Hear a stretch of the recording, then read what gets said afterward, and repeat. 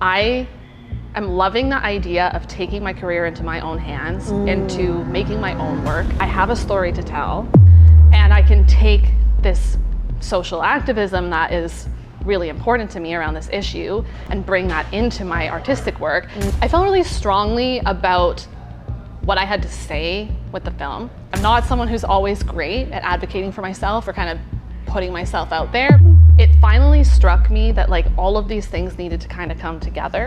I just really felt that I was in a place that I did not want to ask for people's approval to make what I wanted to make. It all aligned to that moment. I knew I wanted to write about this issue and my experience and what I had gone through in the healthcare system. It's so great that ACTRA has this, because it meant that we as union performers had the ability to make our own work and do something like this. Like, we're close to a picture lock. And I knew that if we had to wait for funding for things like that, it might not happen.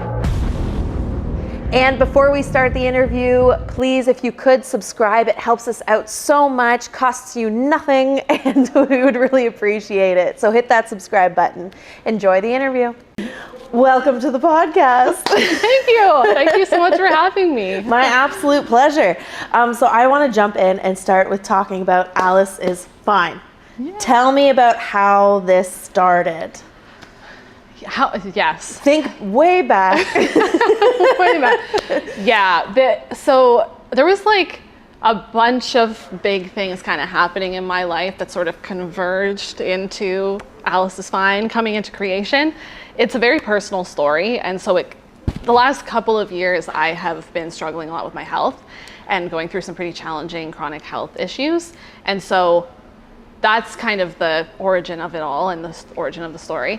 I myself was in a position where I was in a lot of pain, didn't know what was causing it, couldn't find doctors to take me seriously about what I was going through, and so I have what we suspect is endometriosis, and I live with chronic pelvic pain, and these are things that are really under-researched, really underfunded.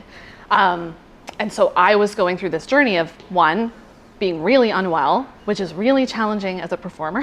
Yes. We have a very physical job, and one that requires you to be kind of just like ready at a moment's notice, and kind of feeling your best. So I was really struggling with that, with pain. I was also going through what so many people do, where I couldn't get my family doctor to take me seriously. Once I found healthcare practitioners who did believe me, it was still an issue of knowing who can we send her to help her. Like, what is even, we believe you, we just don't know what's wrong with you, and we don't know who to send you to. Plus then, even finding, once we kind of thought, okay, we need to start looking into endo, we need to start looking into these sorts of diseases, the waiting list for specialists who do this work is like 9 months, because there's so little funding for these types of issues that even once you kind of figure out what track you should be on, getting in to see those specialists is really, really hard. So I was going through all of this and realizing as I did it how common this was. Every person I spoke to, my mom, my grandmother, my aunt, my cousin, either had some sort of similar issues with similar types of pain or had similar stories. Like, so many women and gender diverse people have this same struggle of not being believed, being told that, oh, it's just anxiety, like you're just anxious, and not being taken seriously. So just take birth control. Yeah. Like, just get pregnant. Like, have you considered getting pregnant? Have you considered the 18-year commitment? Yeah, of raising a child. Like, that doesn't sound like what do you mean? You don't have the budget for that? Yeah, like, what? So this, as I'm going through this, I'm talking to so many people who have similar stories. And then, like, kind of at the same time, I was going through a bit of a career crisis as well. I was back and forth. This was kind of coming to a head at the end of 2023, like around the fall of last year. And I had just been to TIFF, and funnily enough, every single film I saw, when they were talking about the casting process, none of the casting processes were things like what I've been doing, where it's like, you audition, you see some audition on casting workbook, and you apply and you audition, and then you like luck out and get the role. It was all people who either had made their own work and now they're at TIFF, or maybe an actor and a director who had partnered on some sort of project, and so the actor had been involved in the project since its inception and like Okay. And so that kind of got my wheels turning a bit. Like, that sounds really exciting to me. Also, I don't know how I'm going to be a filmmaker or do more because I am in so much pain all the time. I'm not well. So I was going through a lot of excitement about those possibilities, a lot of fear about what was going on in my body.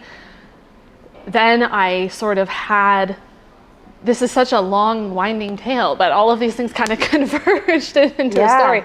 But I had this sort of crisis right at the end of the year where I actually wrote in like a political letter to the government of Canada advocating for this basically better funding and better options in healthcare for things like endometriosis research and like women's healthcare. And I got a really positive response from my MPP, and I had this like huge feeling of fulfillment from that.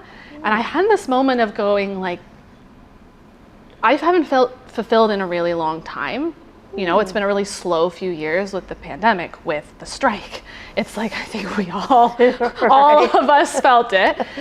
And I was like, do some people feel like this all the time? Like they frequently in their jobs feel like they're fulfilled? Like it's not like once every 6 months when they manage to book a role, you know? And so all of these things were happening at this kind of at the same time. And after doing like a lot of soul searching, it finally struck me that like all of these things needed to kind of come together. Yeah. I got the idea, like a little spark of an idea for this story. And I thought, I am loving the idea of taking my career into my own hands, into making my own work. I love the idea of not just being an actor, but a filmmaker as well. I have a story to tell. What if I do what I had thought a couple months ago and I do make my own work and I make it about this? This can be like my first story because I've got something to say, and I can take this social activism that is really important to me around this issue and bring that into my artistic work. And I can take all of these things, all of these pieces of myself, and like bring them together in my art. Yeah. And so that's kind of how it all came together. That's amazing. Yeah. Everything just aligned. Exactly. It all aligned to that moment. And so that's kind of how it got started. So then I knew I wanted to write about this issue and my experience and what I had gone through in the healthcare system. And so I just kind of started brainstorming on what that might be. And I got this little idea that I thought would make a great short. And that's kind of the rest is history. Amazing. That's incredible. How long did it take you to write it? I started writing it in January. And I was kind of close to the final draft around April.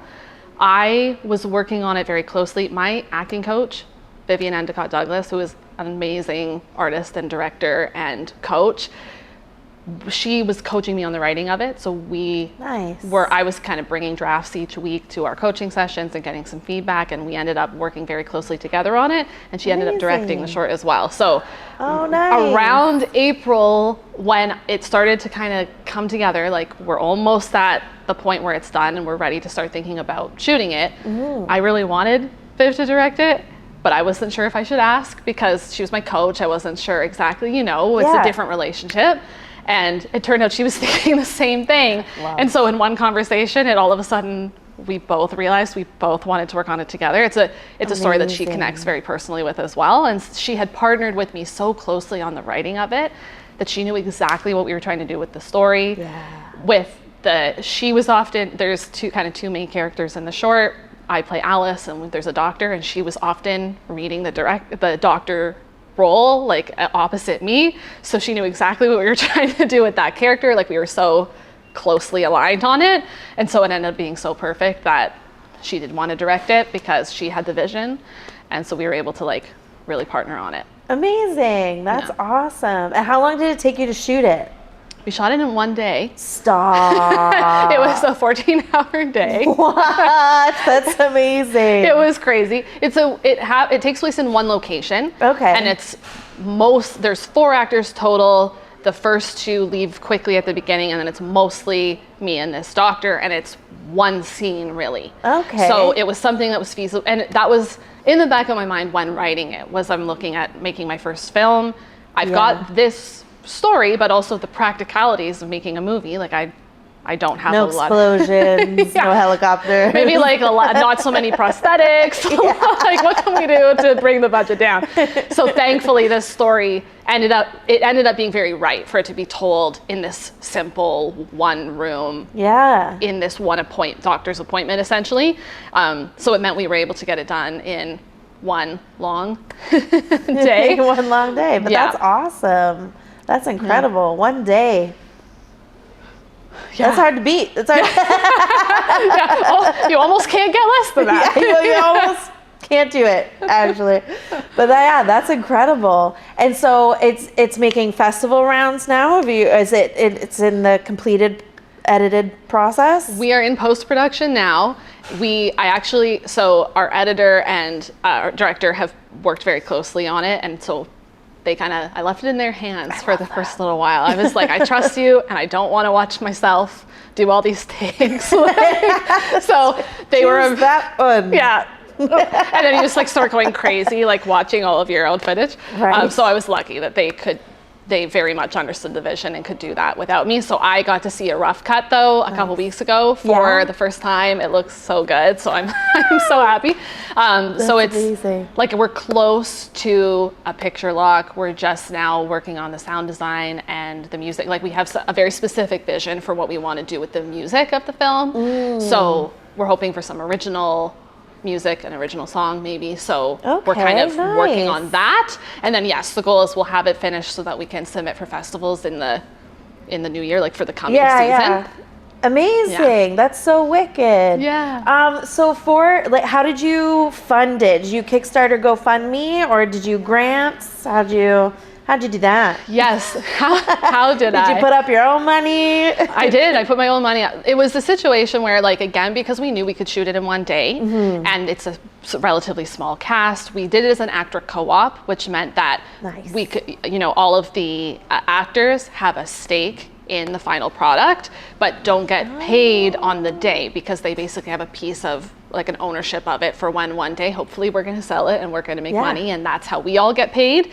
And then we can primarily put the budget towards equipment and crew fees and craft and all of those things. Yeah, it's amazing. I didn't even know you could do that. It's so great that ACTRA has this, because it meant that we as union performers had the ability to make our own work and do something like this. And kind of come together as a collective and say, yeah, we want to make this, and we're okay with deferring fees until, one day, hopefully the project makes money. So it's so amazing that we can do that. So I felt really strongly about what I had to say with the film, but I also know that with grant writing, it's touch and go. You never know if you're going to get the funding you need or not. It's a long process sometimes between submitting and waiting to hear back. And I just really felt that I was in a place that I did not want to ask for people's approval to make what I wanted to make. Ooh. I just did not, I didn't want to do it. I didn't want to write to people and be like, please let me make my movie. It's really important for gender bias in healthcare. I was like, I know it's important. I want to, I just want to. 100%. Don't wait for permission. Just do it. Exactly. And I knew that if we had to wait for funding for things like that, it might not happen. But because I was in a place where I had the time and the capacity to do it. Vivian, our director, had the time and the capacity to do it. The team was starting to come together, and we were like, we all can do this in June. And so amazing. Yeah, so I'm really, really privileged to have been able to do it. I just self-funded the production process myself. Nice. And then we did crowdfund for the post-production process. So that was amazing. We did do a GoFundMe. Amazing. And so we got such amazing support from people. I was blown away by how generous people were and what a response we got to it. And so we raised a lot more than we had even hoped. Amazing. So it was it's so great. So now you're doing something right. Yeah. This is something that people need to hear. That's right. It's right. Honestly, it was so moving to see not only how many people were encouraging and support, because listen, I went to make the social media post for the first kind of push of like, this is a film we're making and we're raising money. I was so terrified that morning, and it was so funny because I've been living with the project for 6 months. Like, I know it exists. I'm talking to people about it, but it was the first time really publicly I was sharing what I was working on. And this is the first time I've ever written something. It's the first time I've performed my own work. So it was like, so releasing your own, that's terrifying. It was very terrifying, but so many people were so encouraging, even just like whether it was donating, which was so meaningful, but also just encouraging messages and likes on all of our posts. But so many people messaged me and said, this is really, like, I really resonate with what this film is about. I have been 100%. Through this as well. My mother has been through this as well, whatever it might be. And so that was really encouraging as well, because I always say to people, it's like, I'm sad that people resonate with it because I don't want people to have experienced it because it's awful. At the same time, I'm glad it's resonating because that was really a push for me and why I wrote it. Having gone through what I went through, I just thought some of the stuff that has gotten me through this really difficult time is seeing, another woman making a TikTok about how this is how doctors treat people with, 100%. Right. Yeah. And so it made me feel so much less alone. And honestly, it was important because I was able to go, oh, it's not just me who has gone to the doctor and being completely gaslit about what my experience is and my symptoms. And so I wanted to do the same thing. And I was really hopeful that this was going to resonate with people. So to see that even just talking about it and kind of when people read the write-up about it and they're going, like, this is really important, that was very, very encouraging. So 100%. And then it allows, like, if it resonates with so many people, then you'd be like, okay, well then clearly something needs to change. Yes. Exactly. Someone please your God. Like, please, come on, help us out. And honestly, I feel like one of the things that needs to change is talking about it. Like, when I think about how I feel like so much of this issue also stems from people not talking about what they're going through. Whether it's even period pain, right? So many people experience debilitating period pain. I thought it was normal because my mom was the same as a young person. And so she thought it was normal. And if I had been able to have a conversation with someone else growing up, I might have figured out that this was not normal. And I might have been able to be diagnosed. I might have been able to receive help 10 years ago. But because we don't talk, especially people with female reproductive anatomy, we are not encouraged to talk about any of these personal things. This is what happens. We don't know things about our own bodies, and the medical system doesn't know anything about our bodies. The people who should know still don't know. Still don't. Like, they didn't start including like female bodies in medical studies until like the 90s. Isn't that absurd? It's absurd. It's absurd. And then you learn about the things that like clearly just aren't made for us. Yes. And you're like, am I in the Handmaid's Tale? Like, how is this happening? Right? Like, who? What? Like seatbelts, for example, aren't made for us aren't designed with us in mind. No. Even like the symptoms of a heart attack that you're always told about are not the same. Those symptoms are what men experience. They're not the same. Like that whole thing where you feel pain in the left arm or whatever it is that they always teach you. Like, actually, a lot of people with female bodies feel it in both arms. So they're not prepared for, I hope I'm quoting that right, but I think that's what I remember being the difference. So then you go to the doctor, and if they don't believe you, it's like, oh, it's anxiety. Or if they do believe you, they have no concept of like, oh, some people have pain that is like debilitating. And that's not normal, actually. Maybe or where can I send you for the next step of treatment to like start investigating because they don't even understand. I've considered travel healthcare of like going somewhere else and get everything done and like an actual day. Yes. And not like months and months. And a lot of people do that. Yeah. I've seen in kind of my own research going through what I've been going through, I have read a lot about people who they go to the States because they'll go to like a renowned clinic that specifically deals with, for example, surgery, if for endometriosis or something like that, and they will because they have to pay for it, and so it's obviously not something that's available for everybody, but at least they know that they can see a specialist or see an expert or get that surgery, whatever it might be, in a reasonable amount of time. In a reasonable amount of time. And I hate that because I'm such a believer in universal healthcare. Like I think it is so much a human right. Yeah, 100%. But why does it take so damn long? But yeah, and then wrong. It's set up wrong, and then I have lived this of waiting 9 months for an appointment with a specialist, only to have them gaslight me in the same way that my family doctor did. Or push you on to like another, maybe this person will know. Yeah, maybe they'll kind of like, oh, well, and they just kind of shuffle you off to the next person. So I completely agree. If I got to a point where I kind of hit a wall here and there was nowhere to turn, I would do the same thing. I'd be traveling to figure out. just circling us.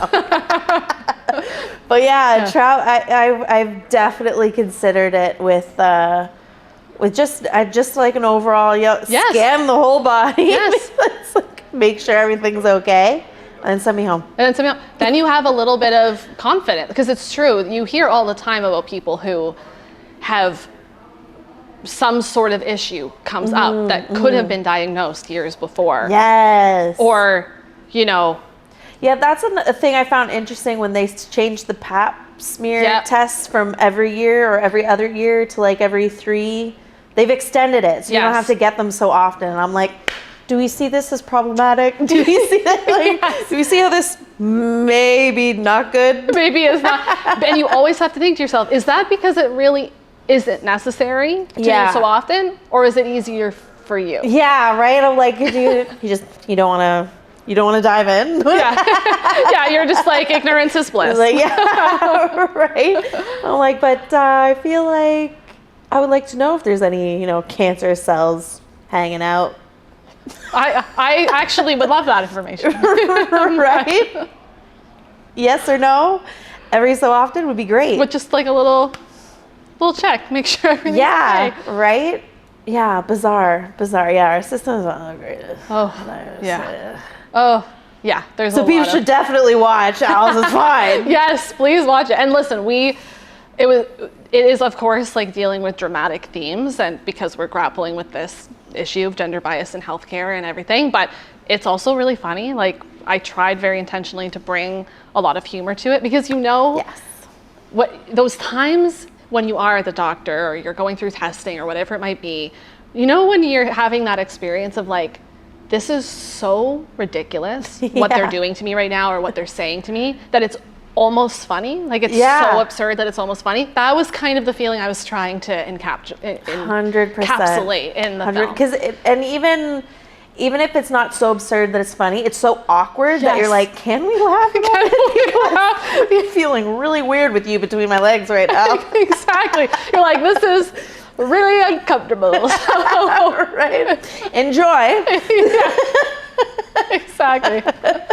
So I was just hoping to bring that feeling into it. And so hopefully people watch and laugh, because they're thinking, wow, I've been through this that's happened to me. Right. Or, it'll hopefully kind of impact them in their heart too. Like whatever emotions it brings up. But I like to look at things with a bit of humor. So. Oh gosh, you have to. But everybody should see it.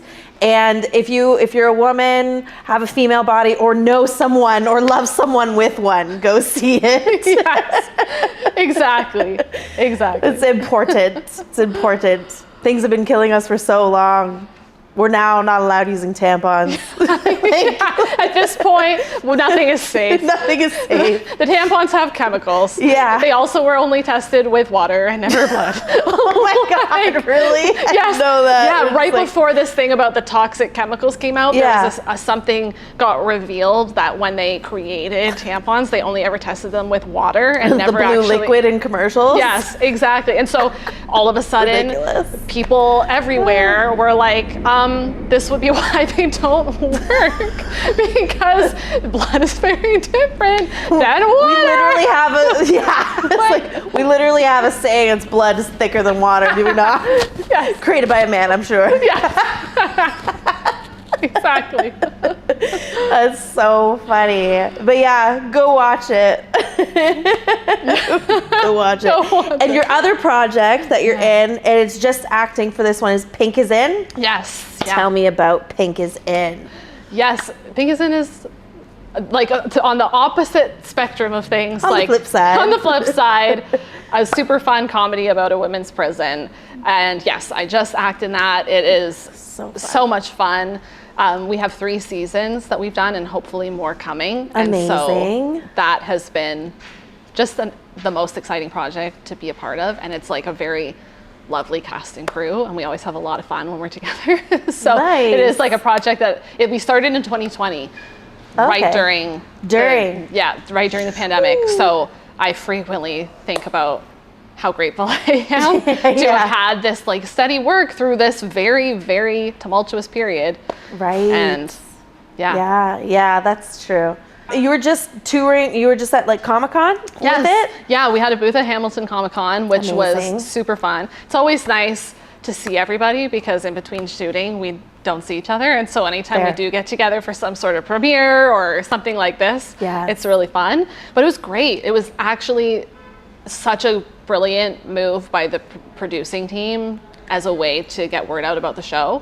We were all there in our pink jumpsuits 100%. And so drew a lot of attention to ourselves because we were like very bright. Yes. People kept, like some people know the show, so came to the booth to say hello, but then lots of people who had never heard of the show before walked by and got like really interested. We were able to talk about the show, and we had this wheel that people could spin for a free prize if they followed us on social media. So it allowed us to really spread the word, because the thing is, the show team, I know, cook 100%. It was really great. Because here in Canada, the show is on Bell 5 TV. All of our seasons are.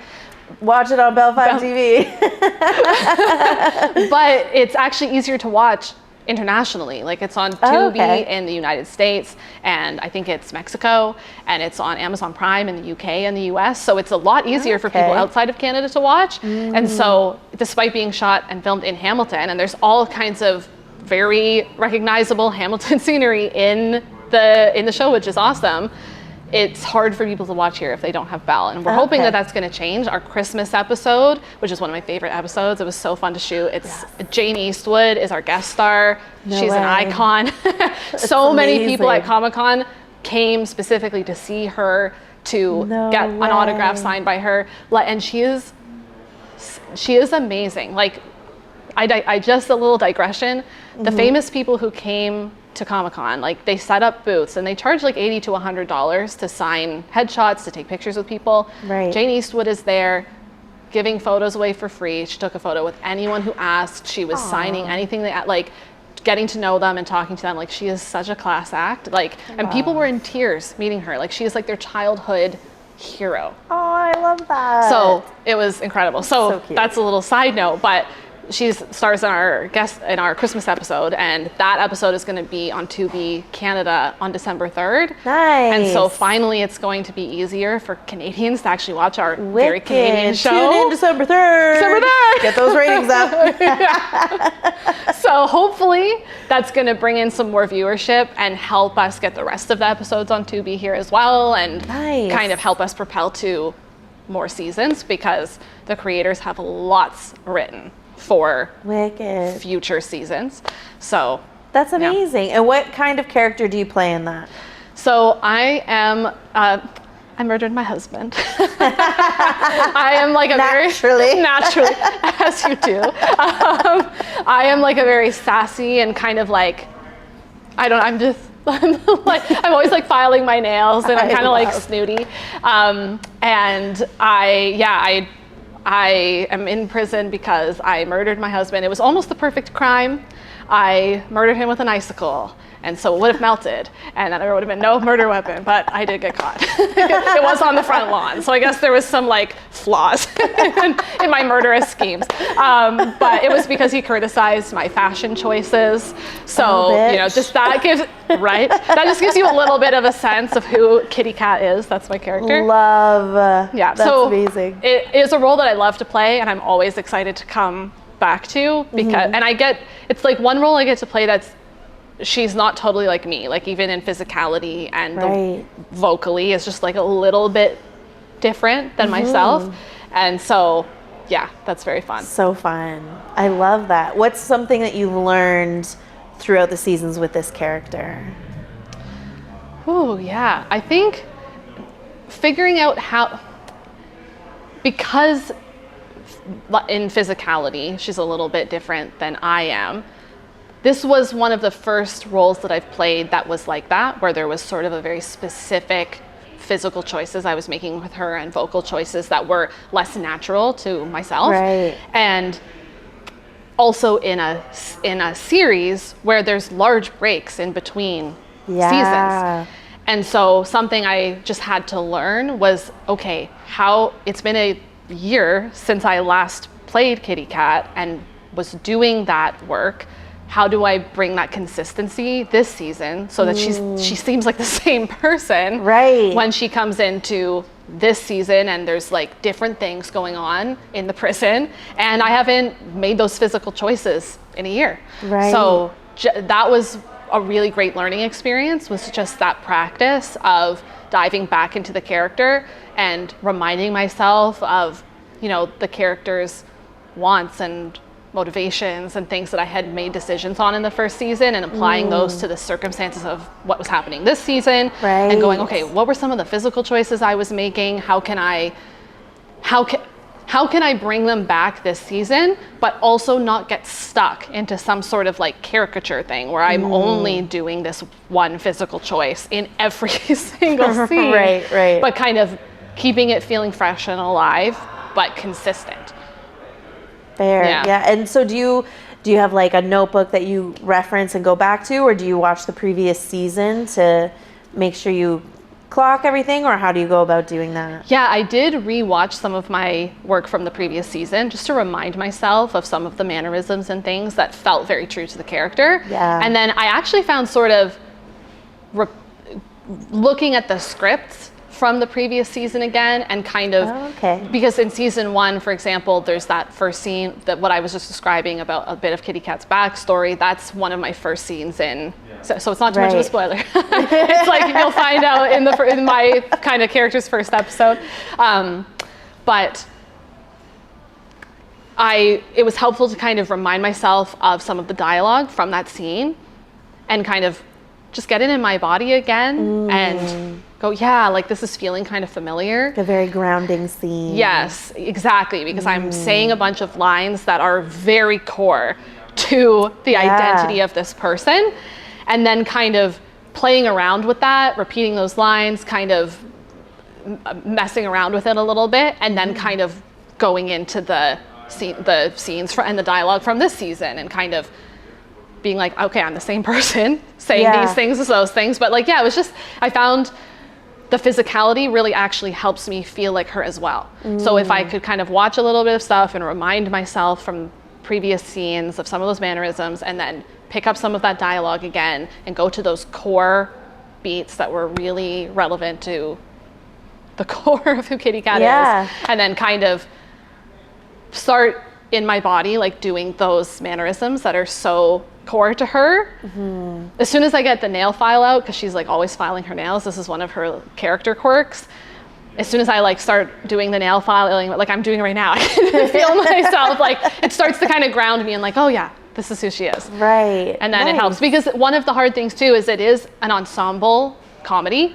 So there's a lot of characters, and different episodes, I have more dialogue than others.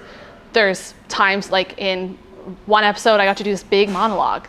So that's almost easier, right? Because you have lots of talking to do as the character. You're revealing a lot about them, and it gives you an opportunity to like really get connected with the character, and you're like, I'm on this big rant about how much I hate the prison.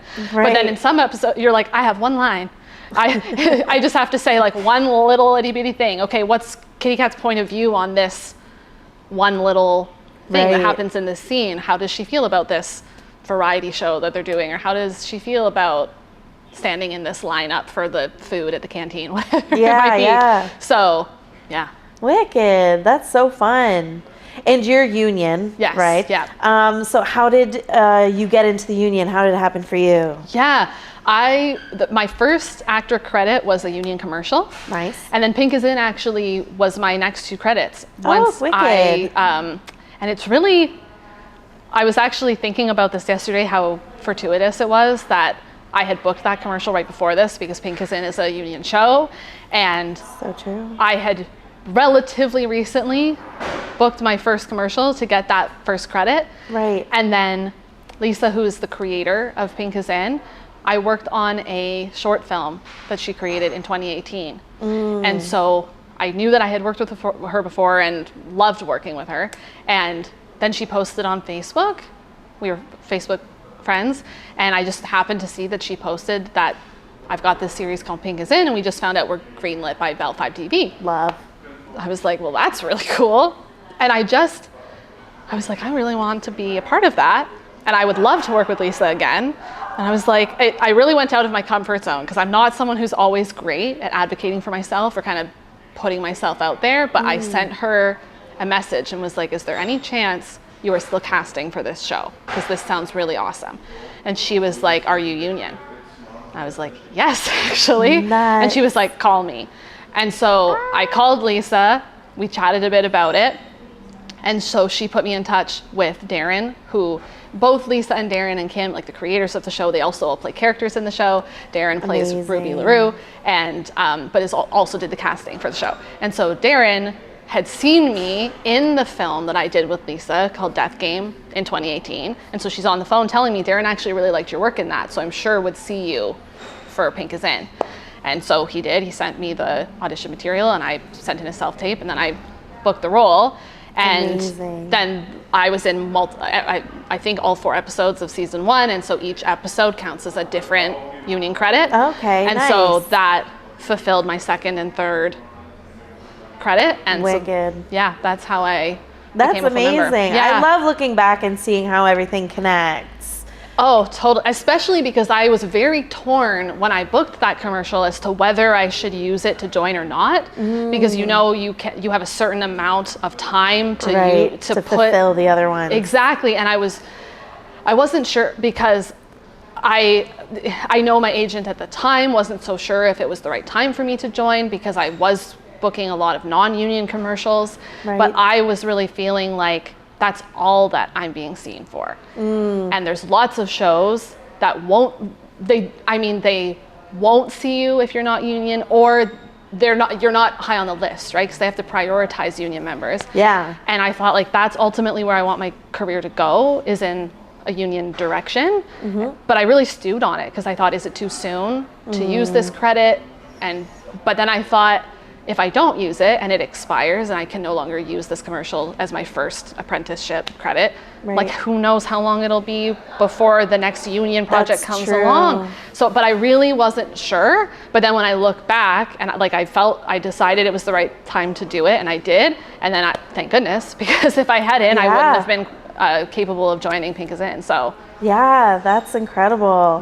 Yeah, it's always tricky with union. That's why I love asking everyone this, because I always go back and forth. I'm non-union currently, but I'm always in my head. Some people are like, oh yeah, right away as soon as you can. And I used to be like, yeah, no, that makes sense, because I don't think there's no shortage of white girls in the union, right? Yeah. So I'm like, they're never like, we couldn't find a single one inside the union. Where are you, white girls? So I'm like, okay, as soon as possible. But yeah, it's a tricky thing of figuring out when to do it. And oh, for sure. And I mean, the last few years have been great. So it's always, it's different with everybody. I love asking. Oh yeah, I am not someone who would really say doing it as soon as possible is the right move. Like I have no regrets about taking some years non-union because I agree. I think when I joined the union, the quality of my auditions from what I had been doing before did improve because I did start being seen for some TV shows and things that were not bringing me in before, but the auditions got to be a lot less also. Yes, I have heard that happens. Of course, it's, as you're mentioning, it's very competitive. There's a lot of competition amongst the job, like union members and the jobs that are available and everything. So yeah, definitely warrants some thought about like what you want, what is working for you now. Yeah. And like I think that timing can be different for everyone, and I really do when you are in theater school, your theater training can be used as a credit towards your union membership as well. But I chose not to do that at the time because it just felt like too soon. I didn't have any professional experience coming out of school. Yeah. So I was like, no, I need to audition for everything and actually get some experience before I start thinking about that. At least demo reel. Yeah, exactly. Minimum demo reel. Something. Exactly, right? Yeah. And who's your agent? That's also something I should ask. Shout out your agent. Yes, my agent is, I'm with Glenn Talent Management. Amazing. And my agent is James Scott. Lovely, lovely human. Excellent. How long have you been with them? The same year that I started being, so 2020. Yeah, okay. Spring of 2020. Yeah. Nice. And you obviously had other agents before that, right? Yes, I did have another agent right out of school before that. Okay. And then I've been with James ever since. So. And what made you make the switch? Was it just wanted something different, or something wasn't working out, or? Yeah, my first agent out of school also loved, like another wonderful person. It was just what was best for me, because at that time my agent wouldn't submit for theater. Like it was purely film and television, but I do theater as well. And that was becoming a little bit complicated and a bit challenging, that half of the things were being submitted for by my agent, but then I needed to really watch for the theater work, and I didn't have anyone to kind of represent me and help push for me in the theater space. And so that wasn't working so well. And I was at the time also feeling like I was really only being seen for commercials and was having a hard time breaking out of that. And so it just felt like, and I am really grateful for that time, because the amount of auditions that I got to do for commercials, and that commercials I booked as well while with that agency, it was so instrumental to the beginning of my career. Like that's where I got a lot of my audition and on-set experience when I was starting out. And so was absolutely a great fit when I first started. But yeah, as my career progressed and I knew I wanted to get doing more film and television, and I wanted that support for theater as well, because theater is also, I don't know if everyone finds this, but even more so than film and television, I feel like I have a hard time getting seen, and it does feel like kind of a closed little clique. And I know I do hear people talk about that. So I don't think it's just myself who feels that. But I thought it would really benefit me to have someone advocating for me in those spaces as well, rather than just kind of self-representing when it came to the theater stuff. Right. So yeah, true. Yeah. Okay, awesome. And what made you decide to go with the agent that you currently have? I really appreciated that when we met, I just felt very comfortable with James in our initial interview. He is someone who, to this day, I can call and we can have a conversation. We can talk about our lives. He remembers things that, the last time we spoke, he was asking me about my health, because I had forgotten I'd even told him what I was going through, and he remembered. And we're able to, I feel very comfortable making phone calls and chatting and saying, hey, what do you think's coming up? What do you think I could do better? What do we need to do? What do I need to add something to my demo? What can, and I really appreciate that. I think that's really important for me. Yeah. Because I know some people who have had agents who they're kind of scared to call them because they're really intense, or they're a little bit gruff. They're just not that kind to deal with. Right. And I really believe it's a partnership. So I think 100%. that comfort is not to be downplayed. You know, Yeah, I think it really no, matters. it's collaboration on a career. Yeah, absolutely. Well, 2 careers, really. Yes, but, yes. yeah. So the more you can collaborate, at least feel comfortable talking to Yes. them. Like it's nothing worse than, you know, feeling like you need to call them and because you're in an uncomfortable situation and you're like, but they're gonna yell at me. Yeah, Like, exactly. It's dumb. It's That's what they're there for. And I've never had a situation where if I needed to turn something down or like I was not available or during what I was going through with my health, if I was like, I'm actually can't shoot this because I'm not well enough right now. Yeah. I've never once received a bad reaction to anything like that. Like That's it's very so good. Oh, That's yeah. so important. Yes. And they do not take that for granted. It is not like a requirement, apparently, amongst agents. They can get upset about this, and it's ridiculous because people have sick days. I'm going to murder this fly. I know. People have sick days and people, you know, shit happens in life. And just because like I can't make something because of a legitimate reason. I know there's plenty of people out there too that I'm sure they get the shit end of actors who are like, yes. I'm sick, you know? Yeah. So I'm sure they've seen the shit side of it too. But yeah, there is legitimate reasons to not be able to do something.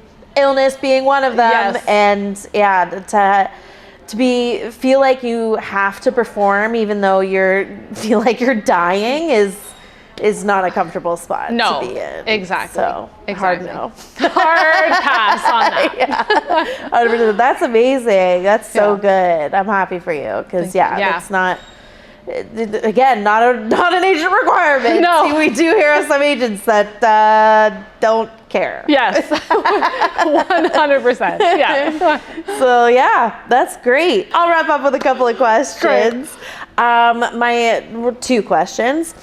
So my first question is, what is something that you would tell your younger self or someone starting out in the creative world? Yeah. Okay, I think there's 2 things. Yes. One is be bold. Like when I look back at either my time in my professional career so far, or as like a young person or a teen, like starting out in the arts, when I look back at my artistic journey, all the times that I have gone out of my comfort zone, like I did asking to audition for Pink is In, like moments like that where I really went out of my comfort zone. I was bold. I asked for something. I asked for what I wanted. I asked for that audition, or I dared to make that connection and introduce myself to that person, whatever it might be. All of those are times when something really magical happened in my career from me making that move. Amazing. And whether it be like an opportunity did come from it, like Pink is In, or just it was like a big moment of growth for myself where I was able to go, oh, like I'm capable of that. Oh, okay, I could do that again. You know, it's so I would encourage more of that and just being bold.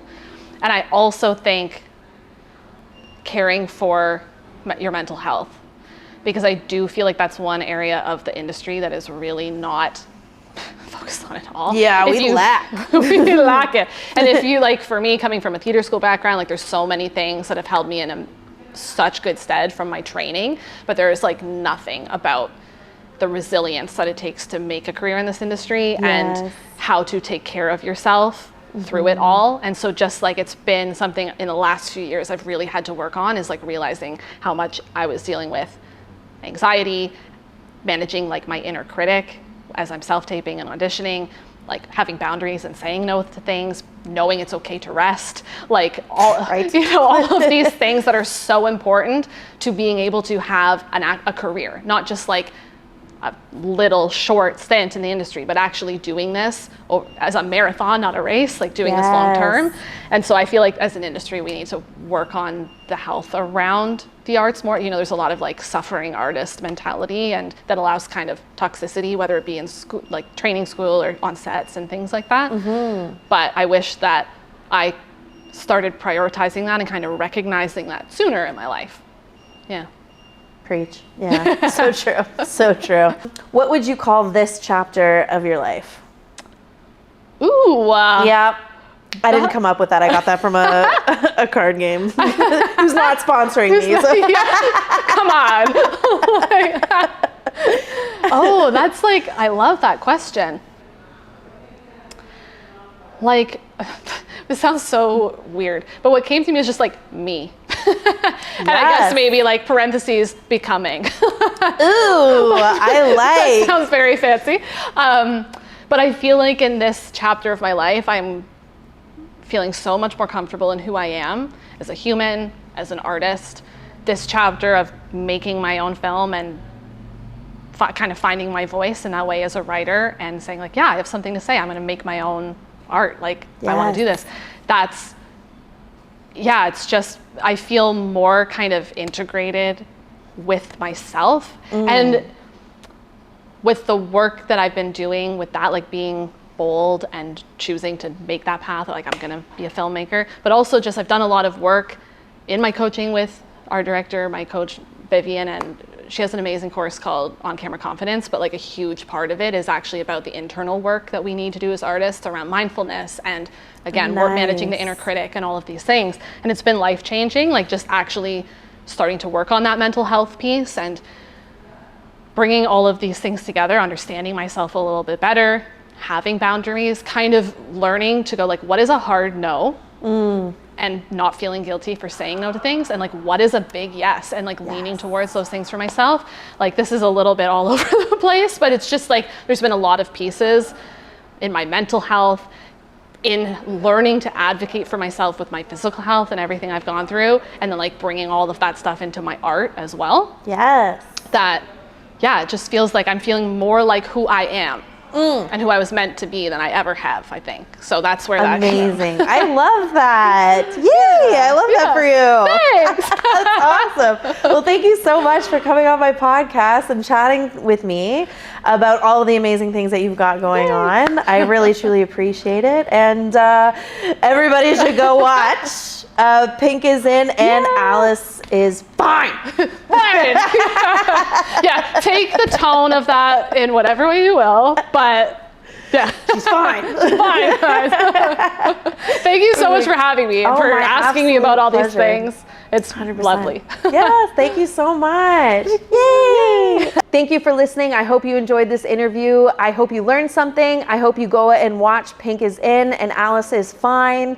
And as always, be sure to like, subscribe, comment, and if you want to donate to help us keep this channel going, you can head to my website, AlisonMullings.com. See you in the next interview.